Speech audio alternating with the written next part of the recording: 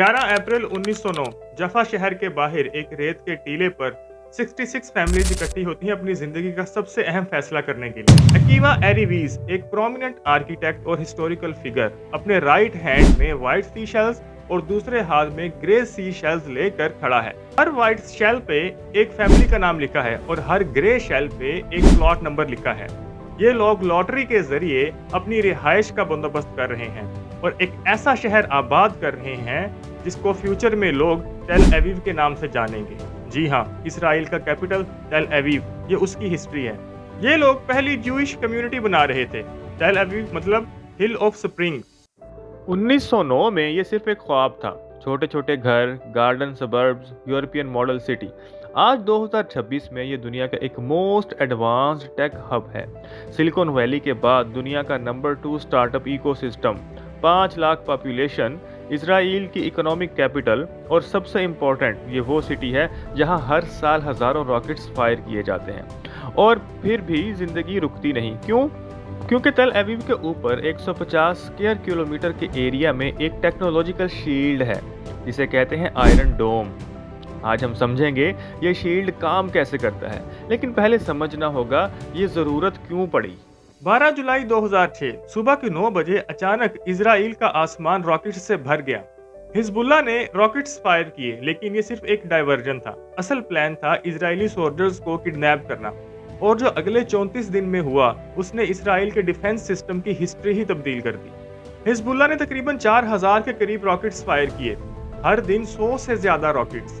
Israeli citizens shelters में छुप गए। मिलियंस ऑफ इजरायलीज को अपने घर छोड़ने पड़े और तकरीबन 2.5 लाख के करीब लोगों को इवैक्यूएट किया गया। इसराइल की existing air defence system overwhelmed हो गई। हिजबुल्लाह के पास सिंपल अनगाइडेड मिसाइल्स थे, रॉकेट्स थे जो किसी भी फैक्ट्री में बन सकते थे, काफ़ी सस्ते। लेकिन इसराइल के पास कोई ऐसा सिस्टम नहीं था जो इन छोटी छोटी रॉकेट्स को रोक सके। रिजल्ट, 43 इसराइली सिविलियंस मारे गए और 120 सोल्जर्स मारे गए। लेबनान में डिस्ट्रक्शन तो भयानक थी, 1100 से ज़ायद लोग मारे गए। लेकिन इसराइल को एक बात समझ आ गई, ऑफेंसिव अटैक्स काम नहीं कर रहे। इसराइल को चाहिए था एक डिफेंस सिस्टम जो हर रॉकेट को रोक सके, और इसी ज़रूरत से 2007 में आयरन डोम का डेवलपमेंट शुरू हुआ। आयरन डोम को बनते बनते 4 साल हो गए। वेपन सिस्टम में ये एक रिकॉर्ड था। 27 मार्च 2011 को आयरन डोम ऑपरेशनल हो गया। 7 अप्रैल 2011 पहली बार एक रॉकेट सक्सेसफुली इंटरसेप्ट हुआ और दुनिया बदल गई। अब अंडरस्टैंड करते हैं कि ये आखिर काम कैसे करता है। आयरन डोम के 3 मेन कंपोनेंट्स हैं और पहला कंपोनेंट है रेडार। IAI ने डेवलप किया है ये रेडार, और ये रेडार 100 किलोमीटर की रेंज में सब कुछ डिटेक्ट कर लेता है। एक रॉकेट लॉन्च होता है गाजा से और ये 3 सेकंड्स के अंदर अंदर ये रेडार उसको डिटेक्ट कर लेता है। रेडार ये डिटेक्ट कर लेता है कि ये रॉकेट कहां पर लैंड करेगा। और दूसरा कंपोनेंट है बैटल मैनेजमेंट सिस्टम। ये एम्प्रेस सिस्टम ने डिजाइन किया है। ये डिसाइड करता है कि क्या ये रॉकेट खतरे वाली जगह पर गिरेगा। अगर ये रॉकेट डेजर्ट में गिरता है तो ये सिस्टम उसको इग्नोर कर देता है, और अगर ये रॉकेट सिटी वाली साइड पे जाता है जिससे कैजुअलिटीज होने का खतरा होता है तो इसका अगला सिस्टम एक्टिवेट हो जाता है। लेकिन दोस्तों, यहाँ पर मैं एक इंपॉर्टेंट इंफॉर्मेशन देता चलूं कि हर इंटरसेप्टर की कॉस्ट तकरीबन 40,000 से 80,000 US डॉलर के करीब है। तीसरा कंपोनेंट है लॉन्च यूनिट। दोस्तों, हर बैटरी में 20 इंटरसेप्टर्स होते हैं। जब मिसाइल्स रॉकेट के 10 मीटर्स के पास पहुंचती है, प्रॉक्सिमिटी फ्यूज ट्रिगर होता है, फ्रैगमेंटेशन वार हेड ब्लास्ट होता है। High velocity metal fragments rocket को डिस्ट्रॉय कर देते हैं। पूरा प्रोसेस डिटेक्शन से लेके डिस्ट्रक्शन तक 15 सेकंड्स, और एक बैटरी जो 150 स्क्वायर किलोमीटर एरिया कवर कर सकती है अपने पूरे 20 इंटरसेप्टर्स 10 सेकंड्स में फायर कर सकती है साइमल्टेनियसली। ये है इंजीनियरिंग जो दुनिया ने कभी नहीं देखी। नवंबर 2012 आयरन डोम का असली टेस्ट। हमास ने 8 दिन में तकरीबन 1500 से ज्यादा रॉकेट्स इजराइल पर फायर किए। सिस्टम ने डिटेक्ट किया कि 1500 रॉकेट्स में से 900 रॉकेट्स ऐसी जगह पर जाएंगे जो कि डेजर्ट है, उससे कोई नुकसान नहीं होने वाला, तो सिस्टम ने उन्हें इग्नोर कर दिया।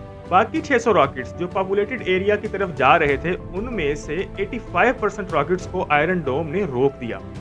510 रॉकेट्स डिस्ट्रॉय हुए हवा में, और दुनिया ने देखा कि आयरन डोम काम कर रहा है। जुलाई 2014 फिर एक कॉन्फ्लिक्ट। 50 दिन तक हमास ने रॉकेट्स फायर किए। 2100 फलस्तीनी और 70 इसराइली मर गए, लेकिन आयरन डोम ने हजारों जिंदगियां बचाईं। इंटरसेप्शन रेट 90% से ऊपर। अक्टूबर 2023 हमास का सरप्राइज अटैक। 7 अक्टूबर को 5000 रॉकेट्स एक साथ फायर हुए। सिस्टम ओवरवेल्म्ड हो गया इनिशियली, क्योंकि इतने सारे रॉकेट्स एक साथ कभी नहीं आए थे, लेकिन फिर भी मेजॉरिटी इंटरसेप्ट हुई।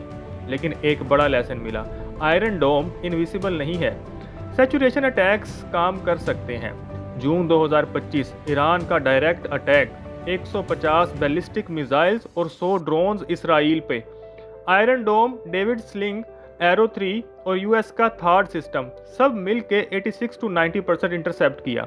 लेकिन कुछ मिसाइल्स पेनिट्रेट कर गए, क्योंकि ईरान ने मल्टी वारहेड मिसाइल्स यूज किए जो स्पेसिफिकली डिजाइन किए गए थे आयरन डोम को ओवरवेल्म करने के लिए। ये रियलिटी है।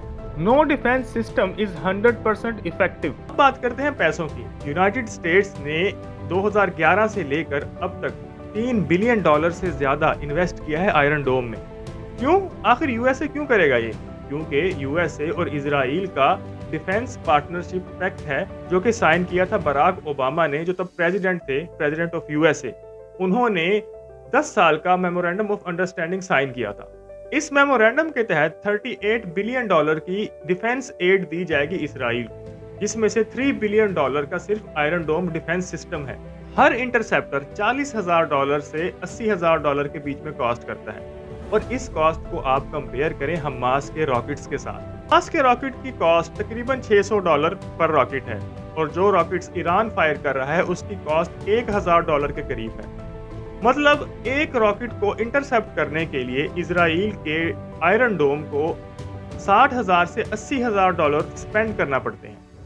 अक्टूबर 2024 तक आयरन डोम के इंटरसेप्टर्स खत्म होने लगे। यूएसए को थर्ड सिस्टम डिप्लॉय करना पड़ा इसराइल में। फरवरी 2024 यूएस और इसराइल ने अनाउंस किया कि $33 मिलियन का नया मिसाइल प्रोडक्शन प्लांट लगाया जाएगा, क्योंकि डिमांड बहुत बढ़ गई थी। और एक और रियलिटी, आयरन डोम सिर्फ छोटे एरियाज प्रोटेक्ट करता है। एक बैटरी सिर्फ 150 स्क्वायर किलोमीटर कवर करती है, न्यू जर्सी के साइज का एरिया।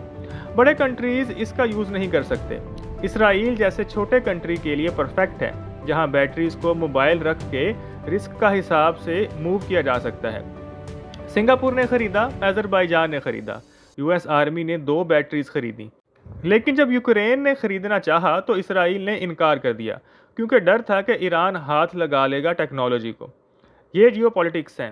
टेक्नोलॉजी सिर्फ इंजीनियरिंग का खेल नहीं, पॉलिटिक्स का भी खेल है। अब आता है फ्यूचर। आयरन डोम का नेक्स्ट एवोल्यूशन सिस्टम, जिसका नाम है आयरन बीम। ये एक हाई पावर्ड लेजर सिस्टम है। राफेल डिफेंस सिस्टम ने इसको डिजाइन किया है। ये डिफेंस सिस्टम 2025 में ऑपरेशनल हुआ और मार्च 2026 में पहली बार इसको यूज किया गया। Cost per shot almost zero, सिर्फ इलेक्ट्रिसिटी की कॉस्ट। इंटरसेप्टर $80,000 का है, लेकिन लेजर पर शॉट सिर्फ $2 के करीब खर्चा आता है। लेकिन लेजर की लिमिटेशंस हैं, क्लाउड्स, डस्ट, हैवी रेन, इन सबसे इफेक्टिवनेस कम हो जाती है। क्लियर वेदर में परफेक्ट है। तो फ्यूचर का सिस्टम क्या होगा? मल्टी लेयर्ड आयरन बीम छोटी रॉकेट्स और ड्रोन्स के लिए, और आयरन डोम मीडियम रेंज रॉकेट्स के लिए, डेविड स्लिंग और arrow 3 long range ballistic missiles के लिए। सब साथ में काम करेंगे। लेकिन सबसे बड़ा सवाल, क्या डिफेंस कभी ऑफेंस से जीत सकता है? हिस्ट्री कहती है नहीं। अटैकर के पास हमेशा एडवांटेज होता है। वो डिसाइड करता है कि कब अटैक करना है। डिफेंडर को हर वक्त रेडी रहना पड़ता है। अटैकर एक छोटा सा मिसाइल $1000 में बना सकता है, और डिफेंडर को $80,000 खर्च करना पड़ता है। इकोनॉमिकली सस्टेनेबल नहीं है लॉन्ग टर्म। इसलिए आयरन डोम परफेक्ट सॉल्यूशन नहीं है, ये एक टेम्परेरी शील्ड है। असली सॉल्यूशन है पीस, डिप्लोमेसी और कॉन्फ्लिक्ट रेजोल्यूशन। अपना बहुत ख्याल रखिएगा। अगली वीडियो तक अल्लाह हाफिज़।